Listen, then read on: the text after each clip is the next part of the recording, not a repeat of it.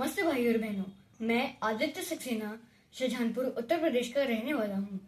आज मैं आपको ओंकारेश्वर ज्योतिर्लिंग के बारे में बताऊंगा।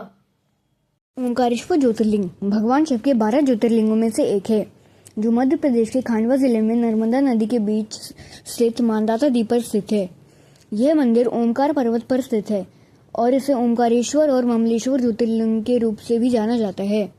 ओंकारेश्वर का अर्थ है ओम के भगवान और यह नाम देव के आकार के कारण पड़ा है, जो प्राकृतिक रूप से ओम के आकार का है। ओंकारेश्वर ज्योतिर्लिंग स्वयंभू है, यानी यह स्वयं प्रकट हुआ है, इसे किसी ने बनाया नहीं है।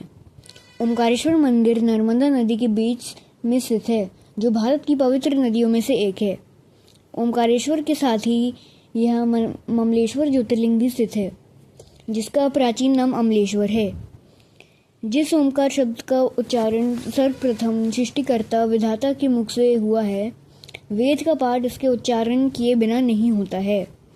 इस ओंकार का भौतिक विग्रह ओंकार क्षेत्र है। इसमें 68 तीर्थ हैं। यहाँ 33 कोटि देवता परिवार सहित निवास करते हैं तथा 2 ज्योतिषरूप लिंग सहित 108 प्रभावशाली शिवलिंग हैं।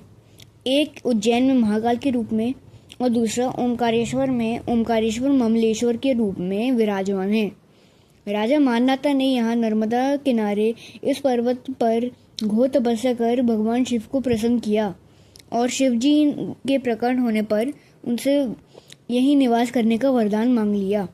नर्मदा क्षेत्र में ओंकारेश्वर सर्वश्रेष्ठ तीर्थ है। मान्यता है कि कोई भी तीर्थ यात्री देश के भले ही सारे तीर्थ कर ले, किंतु जब तक वह ओंकारेश्वर आकर सारे किए गए तीर्थ का जल लाकर नहीं चढ़ाता, उसके सारे तीर्थ अधूरे माने जाते हैं।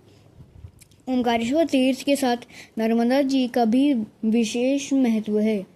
शास्त्र मान्यता के अनुसार यमुना जी में 15 दिन का स्नान तथा गंगा जी में 7 दिन का स्नान जो फल प्रदान करता है, उतना पुण्य फल नर्मदा जी के दर्शन मात्र से ही प्राप्त हो जाता है। मंदिर के आहट में पंचमुखी गणेश की मूर्ति है। प्रथम तल पर ओंकारेश्वर लिंग विराजमान है। श्री ओंकारेश्वर का लिंग अनगद है। यह लिंग मंदिर के ठीक शिखर के नीचे ना होकर एक ओर हटकर है। लिंग के चारों ओर जल भरा रहता है। मंदिर का द्वार छोटा है, ऐसा लगता है जैसे गुफा में जा रहे हैं। पास में ही पार्वती जी की मूर्ति है। ओंकारेश्वर मंदिर में सीढ़ियां चढ़कर दूसरी मंजिल पर जाने पर महाकालेश्वर लिंग के दर्शन होते हैं। तीसरी मंजिल पर सिद्धनाथ लिंग है। चौथी मंजिल पर गुप्तेश्वर लिंग है। 5वीं मंजिल पर ध्वजेश्वर नाथ लिंग है। प्रथम तल पर जो नंदी की मूर्ति है, उसके हनु के नीचे एक स्तंभ दिखाई देता है। ऐसा स्तंभ नंदी की अन्य मूर्तियों में विरल ही पाया जाता है। श्री ओंकारेश्वर जी की परिक्रमा में रामेश्वर मंदिर तथा गौरी सोमनाथ के दर्शन हो जाते हैं। ओंकारेश्वर मंदिर के पास ही गदारेश्वर आदि कई मंदिर हैं।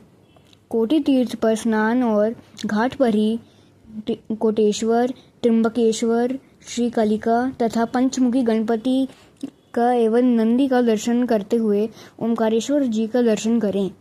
ओंकारेश्वर मंदिर में ही श्री द्वारिकाधीश, नर्मदानेश्वर, नर्मदा देवी, महाकालेश्वर, वेदनाथेश्वर, रामेश्वर, मल्लिकार्जुन, चंद्रेश्वर, गोपेश्वर, केदारेश्वर, यह मार्ग में गौरी सोमनाथ भी विशाल लिंग मूर्ति मिलती है। गुफा में कृष्णेश्वर का दर्शन करके नर्मदा जी के मंदिर में नर्मदा जी के दर्शन करना चाहिए। 24 अवतार पशुपतिनाथ, गयाशिला के दर्शन करके ओंकारेश्वर के दर्शन से परिक्रमा पूरी होती है। ममलेश्वर भी ज्योतिर्लिंग है। नियम पहले ओंकारेश्वर के दर्शन करते लौटते समय ममलेश्वर के दर्शन करें। पुराणों में ममलेश्वर नाम के बदले अमलेश्वर उपलब्ध होता है। ममलेश्वर प्रदक्षिणा में वृद्धकालेश्वर, बानेश्वर, मुक्तेश्वर के मंदिर मिलते हैं। ममलेश्वर दर्शन करके लक्ष्मी नारायण, काशी विश्वनाथ, शननेश्वर, कपिलेश्वर और गंगेश्वर के दर्शन करके विष्णुपुरी लौटकर भगवान विष्णु के दर्शन करें। विष्णुपुरी के पास गोमुख से बराबर जल गिरता है। यह जल जहाँ नर्मदा में गिरता है उसे कपिला संगम कहते हैं। गोमुख की धारा गोकर्ण और महाबलेश्वर लिंगों पर गिरती है। यह जल त्रिशूल भेद कुंड से आता है। इसे कपिला धारा कहते हैं। यह कपिल जी, वरुणेश्वर, नीलकंठेश्वर तथा मार्कंडे आश्रम जाकर मार्कंडे शिला और मार्कंडेश्वर के दर्शन करें।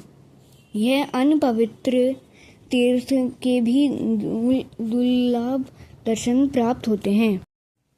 ओम नमः शिवाय।